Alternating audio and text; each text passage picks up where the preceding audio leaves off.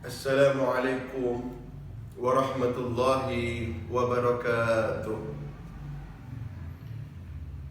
Bismillah, alhamdulillah, wassalatu wassalamu ala rasulillah wa ala alihi wa sahbihi wa mawala, wa la hawla wa la quwwata illa billah. Al-Fatiha ila Rasulillah sallallahu alaihi wasallam wa li jami' anbiya wal mursalin wa sahaba wa tabi'in tabi'in bi ihsan ila yaumiddin. Thumma ila ruhi jami' awliyaina wa jami' ulama'ina wa jami' habaibina asatidatina.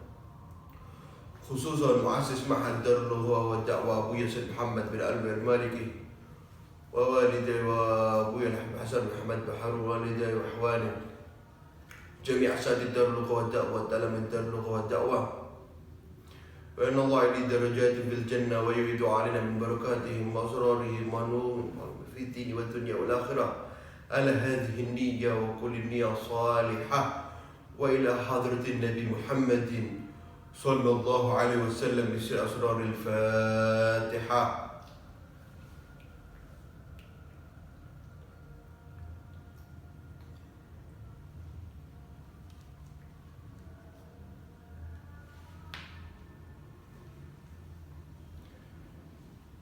Pemirsa Dalwa TV yang dimuliakan oleh Allah,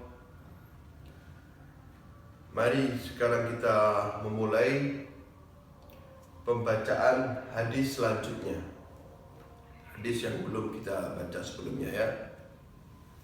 Sekarang Al-Hadithul Ashir, hadis yang ke-10.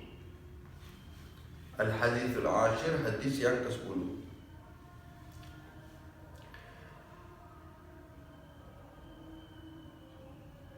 An Ibni Amr radhiyallahu anhuma an Nabi sallallahu alaihi wasallam, dari Nabi Muhammad sallallahu alaihi wasallam qala ridha rabbi fi ridhal walidaini wa sukhtuhu fi sukhtihima, rawahu Tabrani. Al-Hadithul Ashir, hadis yang ke-10.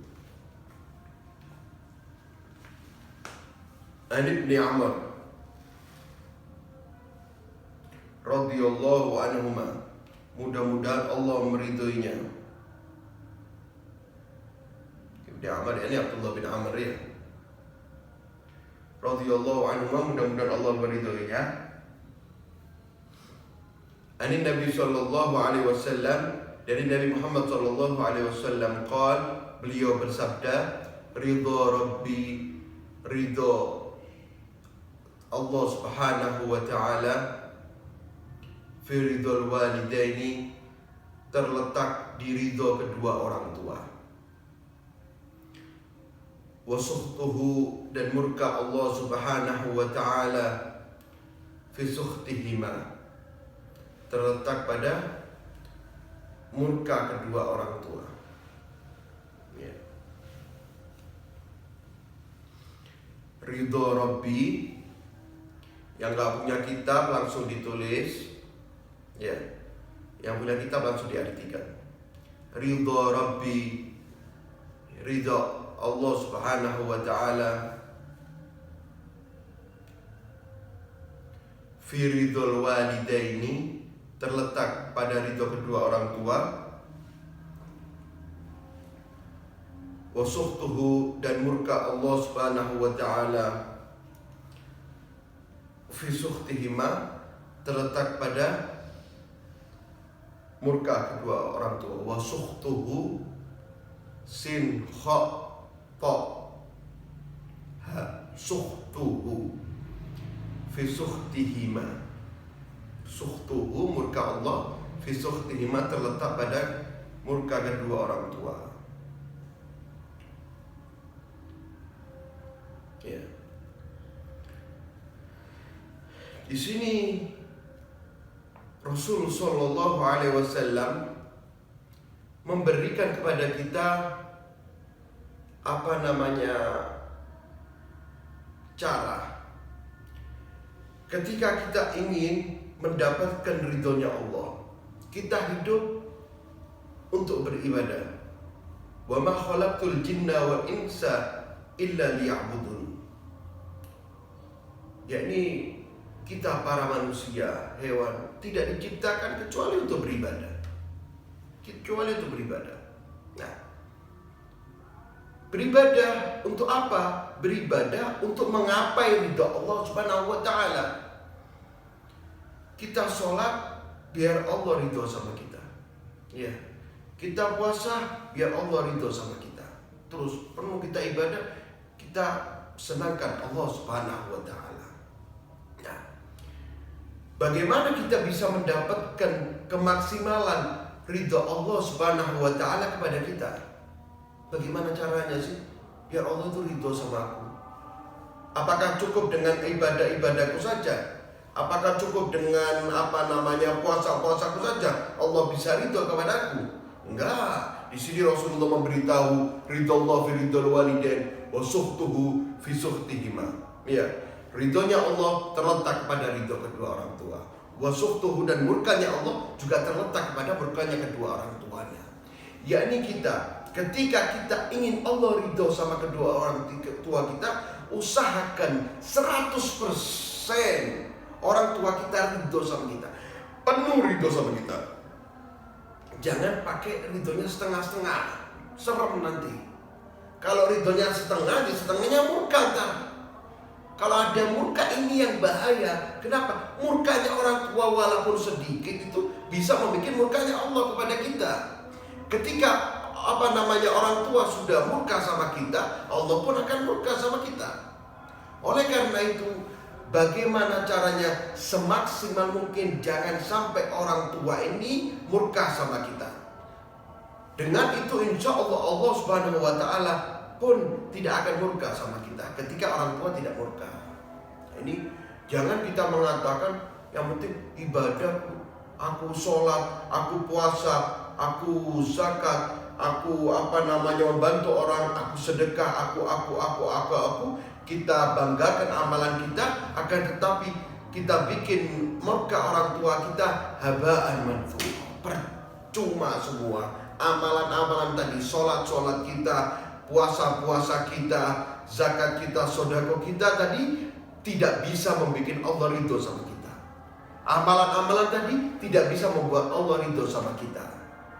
Ini terletak sudah ridho tadi itu berada pada kedua orang tua. Makanya dikatakan di dalam hadis qudsi, faman asbaha li mardiyan maskhitan li walidayhi fa ana anhu radin.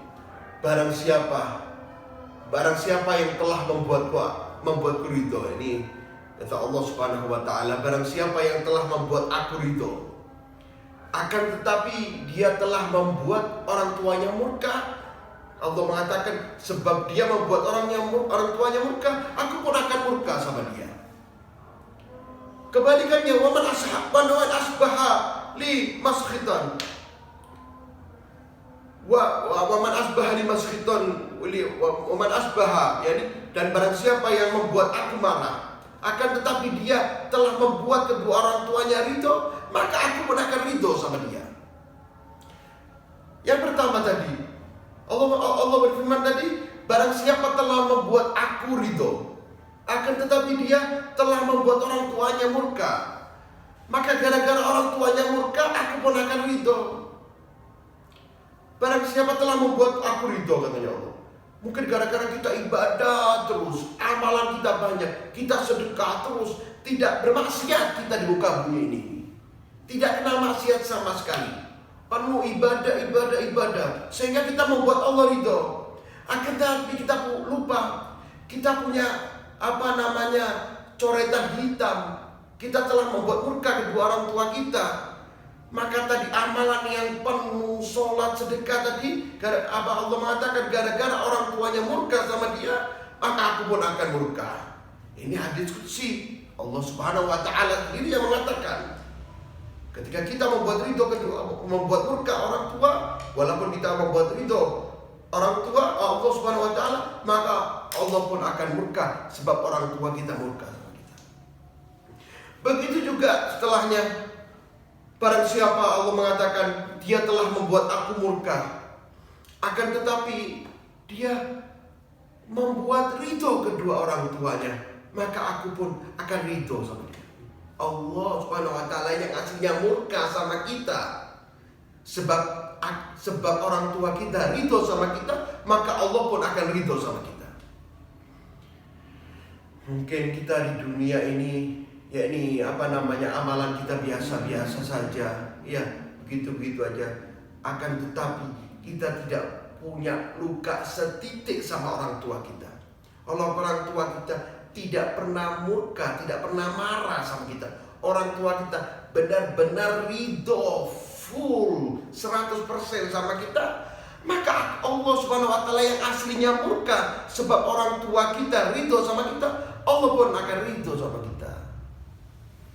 Maka hadirin, pemirsa Dalwa TV yang dimuliakan oleh Allah, di sini kita harus sangat-sangat berusaha semaksimal mungkin bagaimana caranya Allah Subhanahu wa Ta'ala,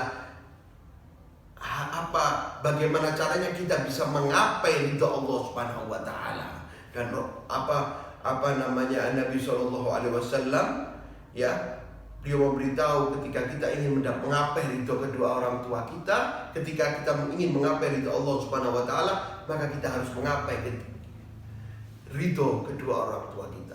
Di situ jangan sampai ada dalam kehidupan kita orang tua kita sampai murka sama kita, susun kita sampai satu rumah. Ya, jangan sampai orang tua kita melihat kesalahan kita. Ya, kita harus berani menomorseribukan keinginan kita dan menomorsatukan keinginan orang tua kita. Kepentingan kita